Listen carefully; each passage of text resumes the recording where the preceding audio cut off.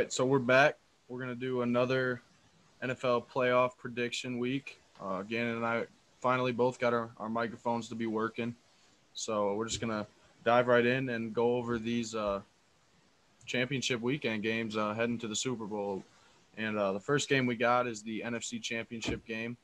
Obviously, for those of you who have watched the playoffs, you will know that it's the Tampa Bay Buccaneers who are heading to Lambeau Field to take on the Green Bay Packers, and that game will be scheduled for 3:05 p.m. on Sunday, January 24th.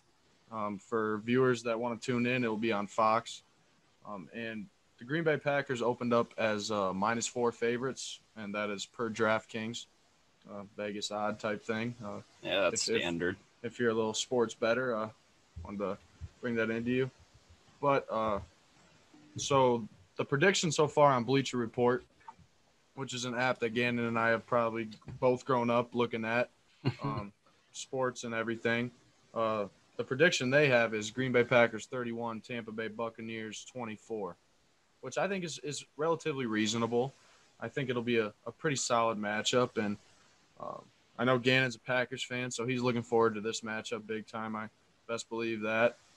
But I kind of want to talk about the blowout loss that the Packers took earlier in the season in the Week 6 matchup against Tampa Bay. It was a 28-point loss. So, Gannon, what's your how do you feel about that game? That was my first point. That just this morning, Aaron Rodgers on the Pat McAfee show, which he's a regular guest on, and here's his words, quote unquote. I think Week 6 game against the Bucs matters as much as when the Saints went to their place and beat them 38-3. Mm-hmm. It's Week 6 in the NFL. The Packers are a way different team. Their defense, more especially their front seven, is playing a lot better. Zadarius Smith, Preston Smith, Kenny Clark, Rashawn Gary. They're getting way more pressure on the quarterback, and we know Tom Brady can't move outside the pocket at all. But it's going to be a good game. I think this is a statement for Aaron Rodgers. That's why I'm more excited for the game, because he needs to make a statement and get back to another Super Bowl and get another ring. That's why I'm more excited. Obviously, I'm a Packers fan, but I'm more excited for Aaron Rodgers to go back out, try and prove everybody wrong again. And what better chance to do it than have Tom Brady come into your place on Sunday? I mean, I'm already fired up for the game already. Oh, I believe it. And I think to me, it just speaks volumes on who Tom Brady is as a football player, to be able to go to Tampa Bay and immediately in his first year at the Bucs as being the Bucs quarterback, he immediately has taken them to an NFC Championship game, which is pretty crazy to me. But I wanted to speak on a little bit about the last time they faced off, and then dive into this week and our predictions for that. Mm-hmm. Last time they faced off in Week 6, Ronald Jones ran for 113 yards and 2 touchdowns, and Tom Brady was able to connect on touchdowns to Rob Gronkowski and Tyler Johnson. And the thing is that offense, I mean, they played pretty solid throughout the game. The rushing attack, as we mentioned, was pretty solid. But Tampa Bay's defense is what was solid in that game when they faced off against Green Bay in Week 6. They held Aaron Rodgers to 160 yards, 0 touchdowns, and 2 picks. Now, that's a recipe to beat the Packers right there. If you can stop Aaron Rodgers, you can stop Devontae Adams, and you can limit the ground and passing attack with Aaron Jones, and hopefully hold Robert Tonyan out of the end zone, because that dude's he's a touchdown machine. If you can do that, I think the Bucs will see early success in that game, because they're gonna put up their points, like that prediction, 31-24. Both teams are gonna put up their points, but if the Bucs can stop them like they did in Week 6, I think we have a whole different chance to seeing a whole different type of game. However, the Packers have been playing unstoppable lately, and they look like a force to be reckoned with, and that's why I'm going to go ahead and I'm going to take the Packers in this game, this NFC Championship game. I'm going to roll with the Packers, and like I mentioned in last week's segment about our playoff predictions, it pains me to say that. I hate the Packers. I really do. And it's not even that I hate them because like they're annoying, or it is like that. They win.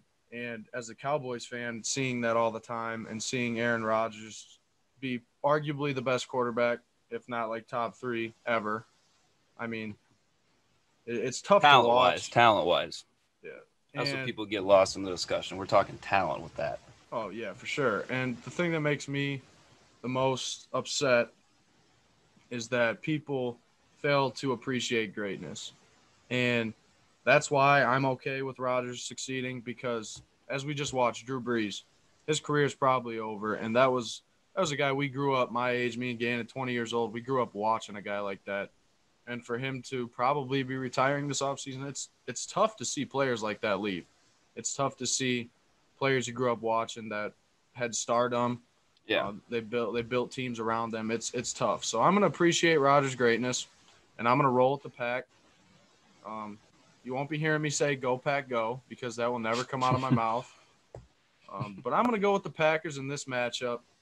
It's at Lambeau Field. Uh, Last week when Green Bay had their fans there, that place looked like a damn nightclub.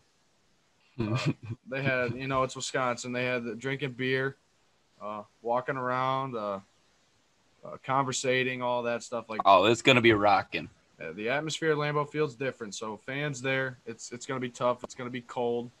Hopefully we see a little snow. I know Tom Brady. I mean, he could play a little bit in that, but he's been in Florida for a while now, so we'll see. But my score prediction, and then I'll let Gannon get into his.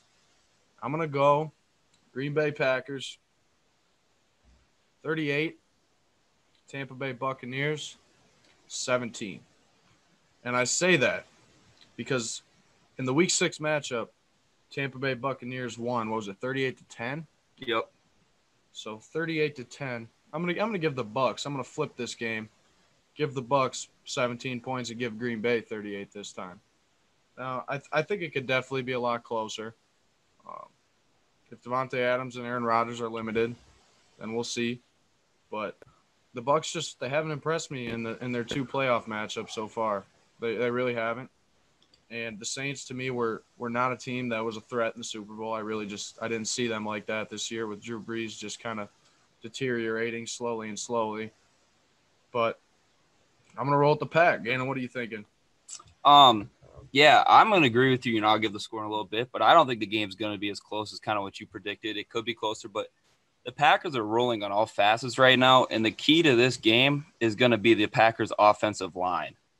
We have probably arguably the hottest and the best offensive line right now in the game. Mm-hmm. And that's why I think this game will not be close, is we're going to dominate the ground game. We're not going to be stuffed again running the ball like we were back in Week 5 or 6 or whatever it was. The Packers' run game right now is very dominant, so if the passing game is struggling at times, just look back to last week. The Rams were probably the number one defense in football. They had a top 3 passing and rushing attack on the defensive side, and Aaron Jones ran all over them. I just don't see a way. Obviously, there's still a nervousness because it's Tom Brady. There's always that lingering factor with Tom Brady. The only Packers' weakness right now that I see that stands out a lot is their special teams, which you can overcome that if you just catch the ball on returns and punts. But Aaron Rodgers right now is just a man on a mission right now. I just don't think he's going to be stopped. And our defense is playing a lot better. We still give up yards and we still give up some down the field attacks. But I just think that the Packers are going to be out for a revenge in this game. And this is the first time Aaron Rodgers is hosting an NFC Championship game at Lambeau in his whole career, which is something he's always wanted and talked about, and he's gotten it. And I just don't think he's going to let this opportunity slip again and go to the Super Bowl. And I'm having the score. We should have had 40-plus points last week with a couple drops and a couple missed throws from Rodgers. So I'm going 42-24 Packers. All right. Well, there you have it. We got our NFC Championship game. 42-24, my bad. 42-24. Okay. I think it's reasonable. I mean, if Rodgers playing lights out like they have, like the whole team has been lately, the defense can limit Tom Brady. It's definitely doable. So let's dive into the AFC Championship game. We got the Buffalo Bills, who are heading to Kansas City, and they're going to be taking on the Kansas City Chiefs. And that game is scheduled and slated for Sunday, January 24th, as well as the Packers game. And this one will be at 6:40 p.m. Eastern Time and will be on CBS. Now, DraftKings opened up as Kansas City is the favorite, minus 2.5 points. And the Bleacher Report prediction has the Chiefs winning 30-17. Now, I want to read something that Gannon actually shared with me on Twitter a couple minutes before we actually did this. And Adam Schefter, who is prominent NFL reporter, along with like Ian Rappaport, those two guys are the guys that if they put something out there on Twitter, they mean what they're saying.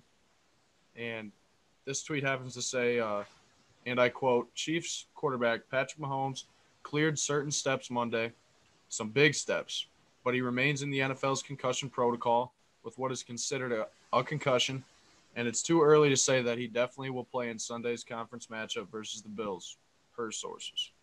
Now, And that one quick point that Adam Schefter just tweeted out right after that was, additionally, Patrick Mahomes is dealing with the foot injury per source. He still must go through steps to clear concussion protocol in the coming days.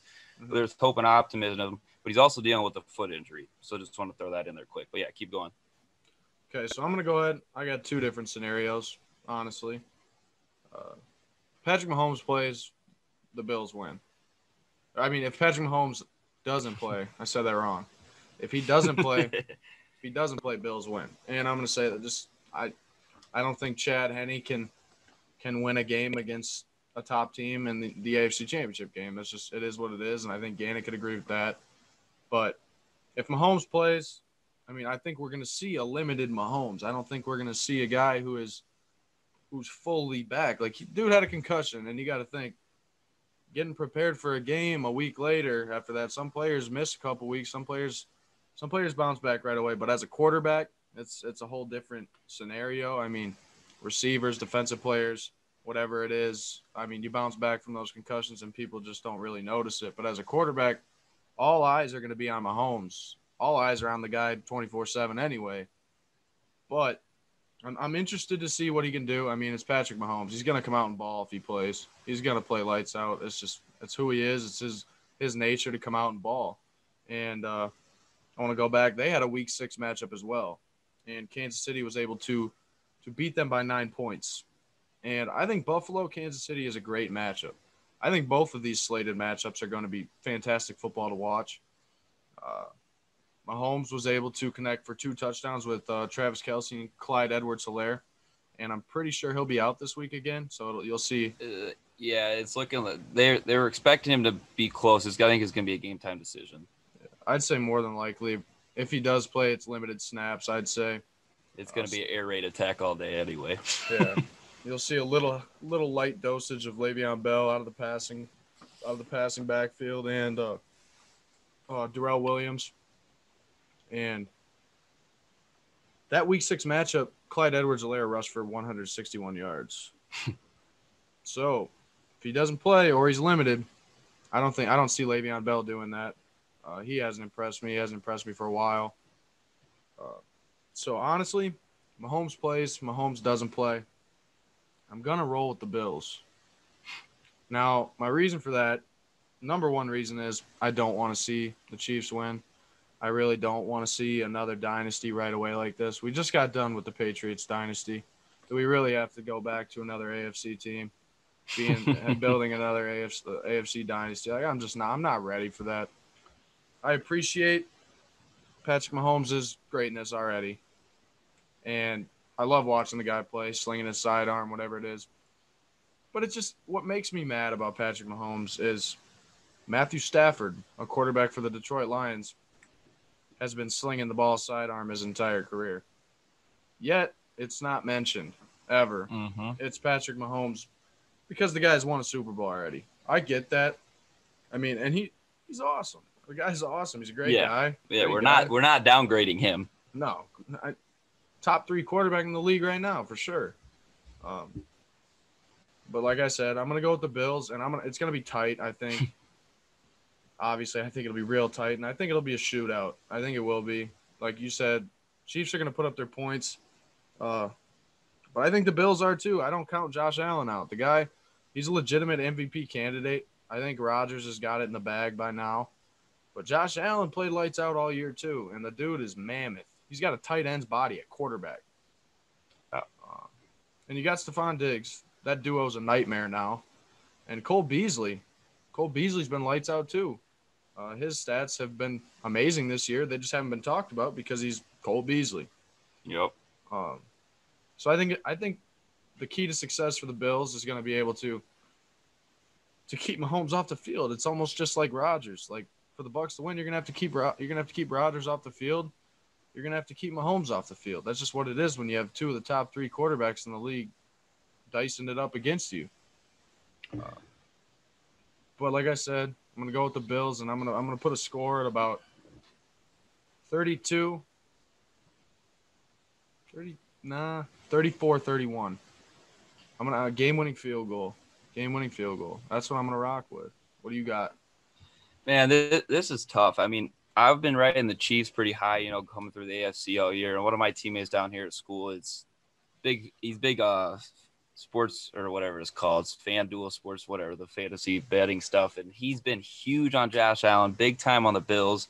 And matter of fact, I'm getting tired of the Chiefs stuff because I go to school an hour and a half, 2 hours outside of Kansas City. So it's a lot of Chiefs stuff down your throat down here. But again, what we were talking about Pat Mahomes earlier is no knock on Pat Mahomes. He's gonna, if he stays on pace right now, he's gonna go down to one of the best quarterbacks ever. But it's just so interesting to see, one A, is he gonna play? If he doesn't play, the Bills are gonna win the game. We totally agree on that. There's no way the Chiefs will win the game if he doesn't play. Then it's gonna be 1B, how limited is he? Or 1C, is he gonna be 100%? And it's looking towards in between 1B and 1C right now. For sure. And right now, I mean, my picks might change by the end of the week, and that's not going to mean anything. But I want to see how Pat Mahomes is going to do the training and all that this week. And I saw Brett Favre came out today and shouted him out. I don't know if it was a TV show or a podcast, but he told him to be careful because Brett Favre was not careful with his body during his career and put himself on the line too many times, and he's feeling it now.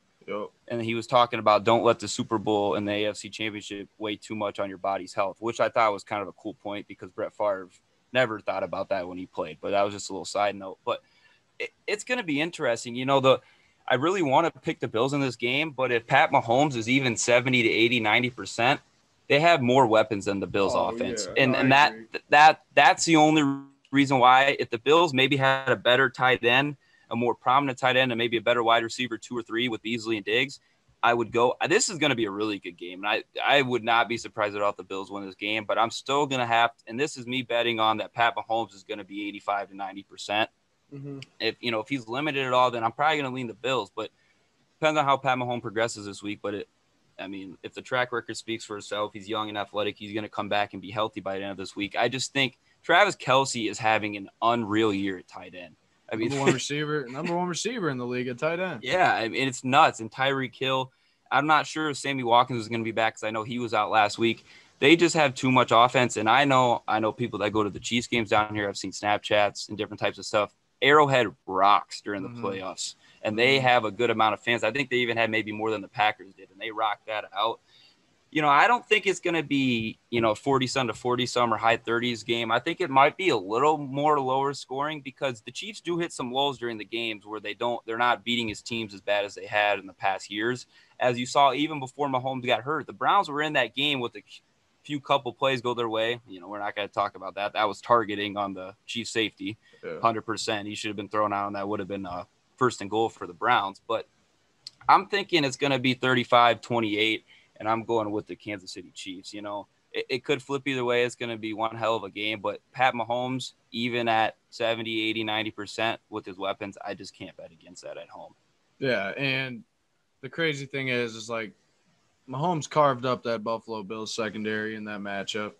He was 21-26 during the regular season against the Bills secondary. And the thing is in that game, Tyreek Hill was limited.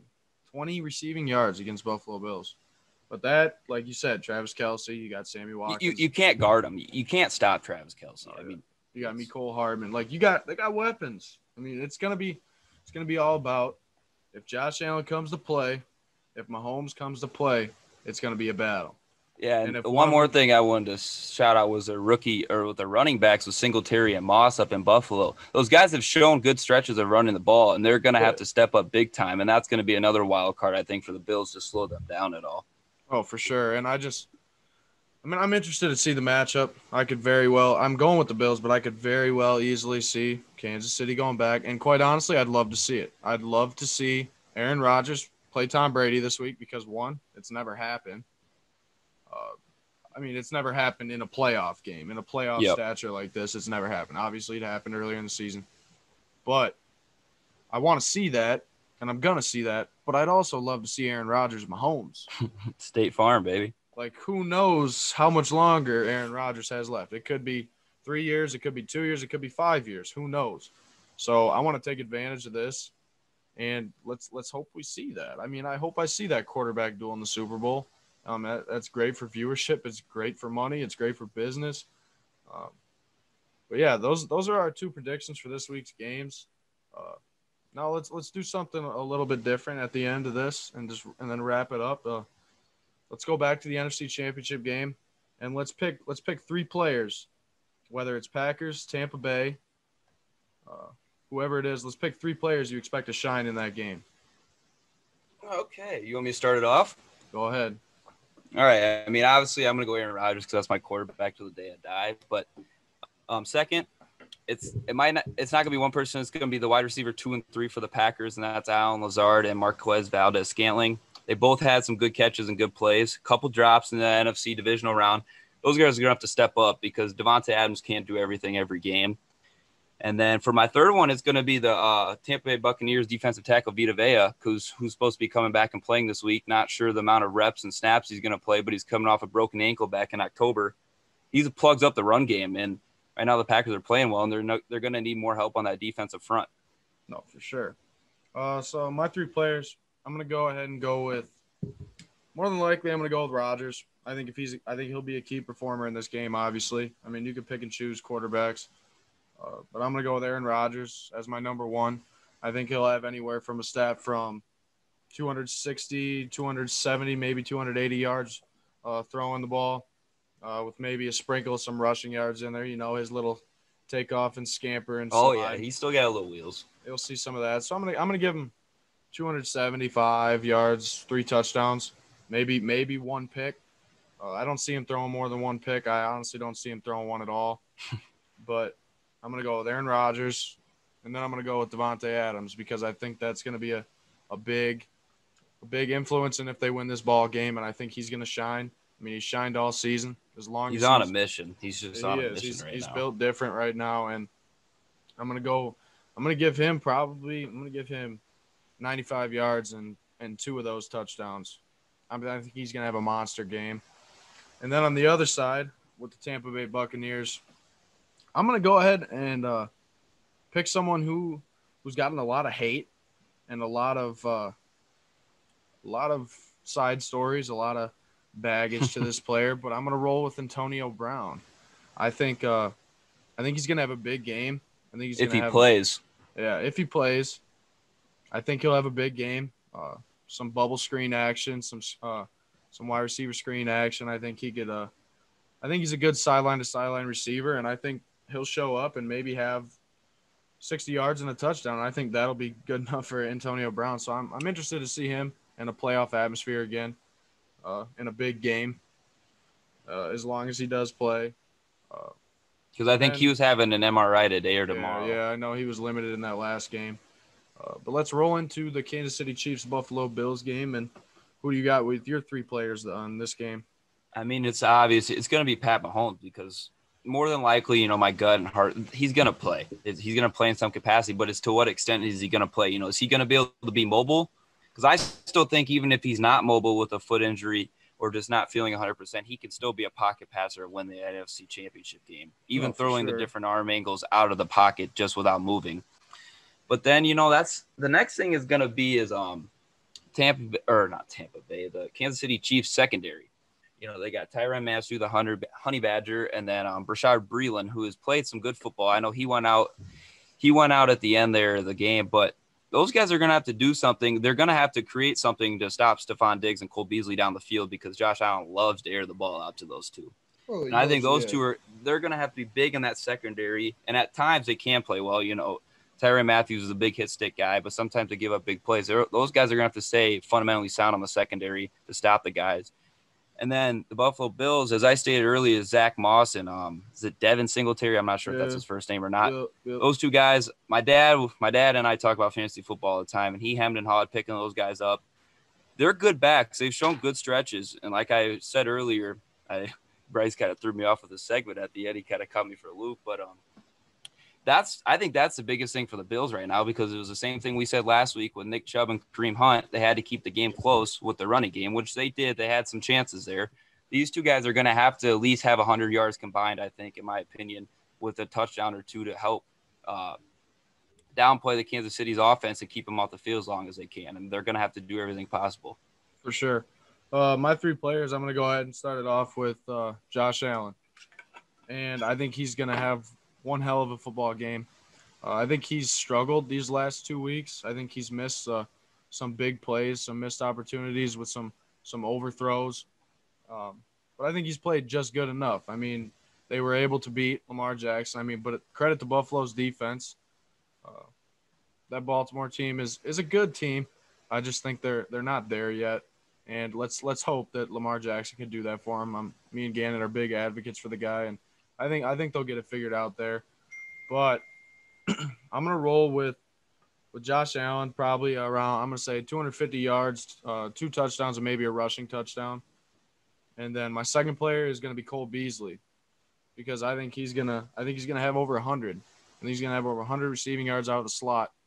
And you mentioned the Honey Badger and Brashad Breeland, and I don't know who they'll be matched up on, but I think obviously they're gonna have to take away Stephon Diggs, and I think all the impactful players will be credited to Stephon Diggs during this game, and I think it's gonna open up options and lanes for Cole Beasley to be running in and out of that slot.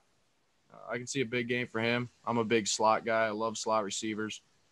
So I'm hoping for a big game from Beasley. I mean, he's a Cowboys, ex-Cowboys player, so I'd love to see the guy show up and ball. So I got Josh Allen, Cole Beasley, and then I'm going to go with the Honey Badger because, as I didn't mention, I think Josh Allen's going to throw 2 picks. And I think it's going to be from him forcing the ball downfield. Mm-hmm.